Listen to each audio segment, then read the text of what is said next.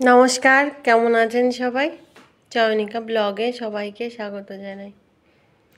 গতকালকে রাত্রিরে মনাকে পড়ার থেকে নিয়ে এসে রাস্তা দিয়ে যখন আসতে লাগি তখন দেখি বাজার নয়, ওই দোকানপাট সবজি দোকানগুলো খোলা ছিল। তো দেখি অনেকগুলো মেথি শাক নিয়ে বসেছে একজন। তো মেথি শাকটা নিয়ে নিলাম আর একটা নতুন রেসিপি করার চেষ্টা করলাম। নতুন নয়, আগেও একদিন করা হয়েছে। তো আজকে একটু মেথি চিকেন করব, মানে মেথি শাক দিয়ে চিকেনটা রান্না করব। এদিকে চিকেন রয়েছে ফ্রিজে, বের করে রেখেছি। আগেই ভাবছি একটু মাখামাখিটা করে নিই। মাখামাখি বলতে ওই নুন, হলুদ, শুকনো লঙ্কার গুঁড়ো, টক দই এগুলো দিয়ে একটু মেখে রাখবো।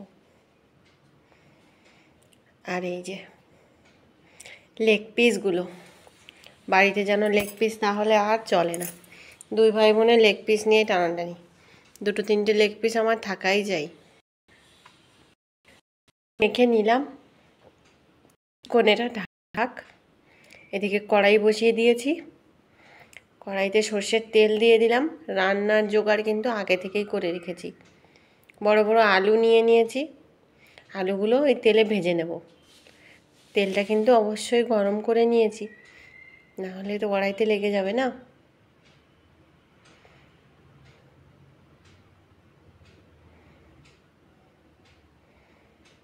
আলুটা ভেজে নেব খানিকক্ষণ নেড়ে চেড়ে। এবার নুন দিয়ে দিলাম, এরপর হলুদ দিলাম। নুন আর হলুদ দিয়ে ভালো করে আলুটা ভেজে নেব।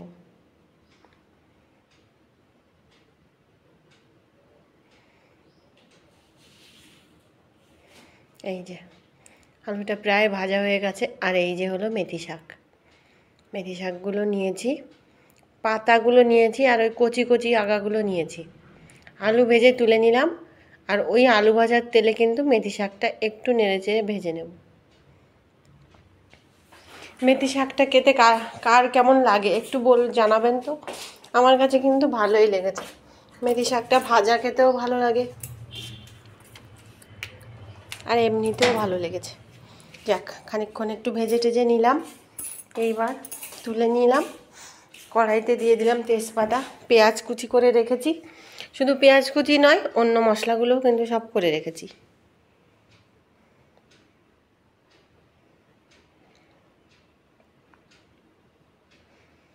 এই যে আলু ভাজা হয়ে গেছে।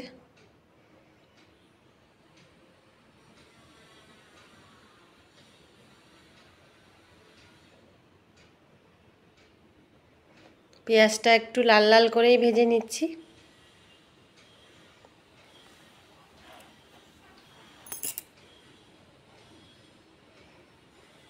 ভালো করে লাল লাল করে পেঁয়াজটা ভেজে নিলাম। আর এই দিকটায় কিন্তু ভাতও আমার হয়েই গেছে, গরম গরম ভাত, আর তার সঙ্গে হবে মেথি চিকেন।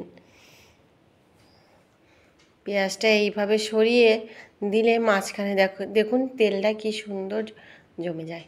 এদিকে আদা রসুন বাটা, জিরে ধনে বাটা সব কিছু কিন্তু বাটি আমার হয়ে গেছে, এখানে রেখেছিলাম। এবার রসুন বাটাটা দিয়ে দিলাম, তারপর আদা বাটা আর জিরে ধনে, আর ওর মধ্যে দুটো তিনটে শুকনো লঙ্কা একসঙ্গে বেটে নিয়েছি। এবার আদা রসুনটা একটুখানি কষিয়ে নিয়ে পেঁয়াজ ভাজার সঙ্গে মিশিয়ে নিলাম, ব্যাস। ভালো করে মশলাটা এবার কষিয়ে নেব। আদা রসুন আর পেঁয়াজ একসঙ্গে ভালো করে কষিয়ে নেব। একটু আদা রসুনের গন্ধটা যাবে, আর দিয়ে দেবো পরিমাণ মতো নুন আর হলুদ দিয়ে ভালো করে কষিয়ে নেব।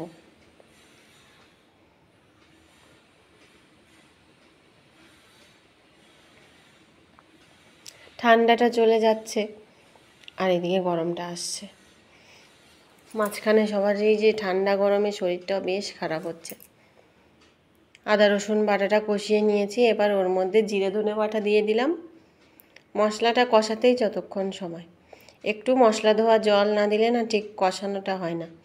আর তেলটা তো সবসময় বেশি দিয়ে পারাও যায় না, অতিরিক্ত তেল দেওয়া হয়ে যায়। এই জন্য একটু কম দিয়ে হালকা জল দিয়ে কষিয়ে নিলে কিন্তু এই দেখুন দিব্যি কষানো হয়ে যায়। এই যে মেখে রাখা চিকেনটা, এইবার আমি মেখে রাখা চিকেনটা দিয়ে দেব।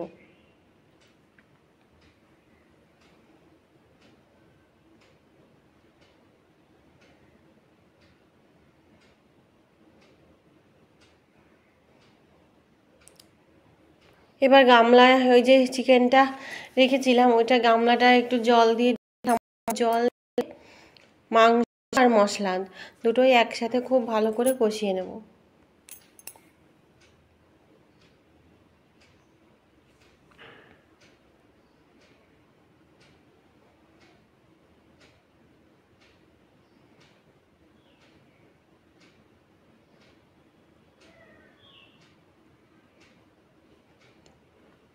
এই যে তেল ছাড়তে শুরু করে দিয়েছে।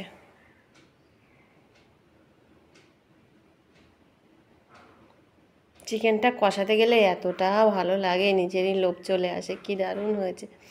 আর মেয়েটা তো চিকেন কষা খেতে খুবই ভালোবাসে, প্রায় দিনকে ওর জন্য কিন্তু আমি চিকেনটা কষিয়ে দিই, চিকেন কষা বানিয়ে দিই, ঝোলটাও একটু কম কম রেখে দিই। এবার গামলা ধোয়া জলটা দিয়ে দিলাম, খানিকক্ষণ ঢাকা দিয়ে তুলে নিলাম। ঝোলটাও ফুটে উঠেছে, দেখুন রঙটাও কিন্তু আস্তে আস্তে আসছে। এই যে ভেজে রাখা আলুগুলো এবার ছাড়বো, নাহলে ঝোলটা কমে যাবে, আলু সেদ্ধ হবে না। এক করে আলুগুলো সব দিয়ে দেব।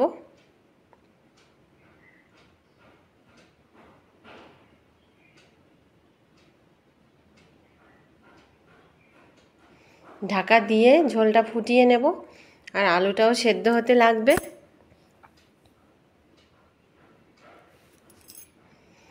আস্তে আস্তে কিন্তু এই যে ঝোল ফুটে উঠেছে, আলুও প্রায় সেদ্ধ হতে গেছে, শেষের দিকে রান্না, প্রায় শেষের দিকে।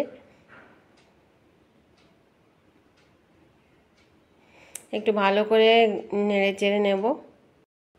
আলু কিন্তু খুব সুন্দর নরম হয়ে গেছে, আজকে অনেক বড় বড় সাইজের আলু দিলাম। বাজারে নতুন আলু, লাল আলুগুলো উঠেছে, নতুন আলুগুলো উঠেছে, বেশ বড় বড় আলু উঠেছে, এখন খেতেও ভালো লাগে। গরম মশলা গুঁড়োটা দিয়ে দিয়েছি, একটুখানি ঢাকা দিয়ে এই যে ভেজে রাখা শাক, মেথি শাক, এটা ওপর দিয়ে ছড়িয়ে দেবো। এবার এই দেখুন শাক ভাজাটা দেখতে কি দারুণ হয়েছে, রঙটাও খুব সুন্দর হয়েছে।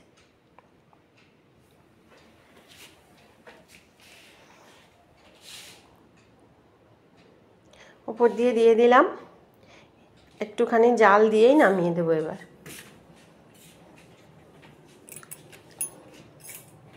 এই যে মেথি শাক বা কাসুরি মেথি যেটা শুকিয়ে হয়, ওটা কিন্তু রান্না হেভি লাগে খেতে। আর এই মেথি শাক দিয়ে করেছিলাম আগের দিন, ভালো লেগেছিল গন্ধটা, আজকেও করেছি। ব্যাস রান্না রেডি হয়ে গেছে, এখন সবাইকে দিয়ে দেবো, আর তারপরে আমি নিজে খেয়ে নেব। তো ভিডিওটা এখানেই শেষ করছি, আর বেশিক্ষণ বাড়াবো না। অবশ্যই আপনারা সবাই পাশে থাকবেন, ভালো লাগলে সাবস্ক্রাইব করবেন, লাইক কমেন্ট শেয়ার করবেন। আর সবাই অনেক অনেক সুস্থ থাকুন, ভালো থাকুন। নমস্কার। একটু খেয়ে দেখবো, সবাইকে দেওয়া হয়ে গেছে গরম গরম মেথি চিকেনটা, খেতে কিন্তু দারুণ লাগছে, গন্ধটাও বেশ ভালো।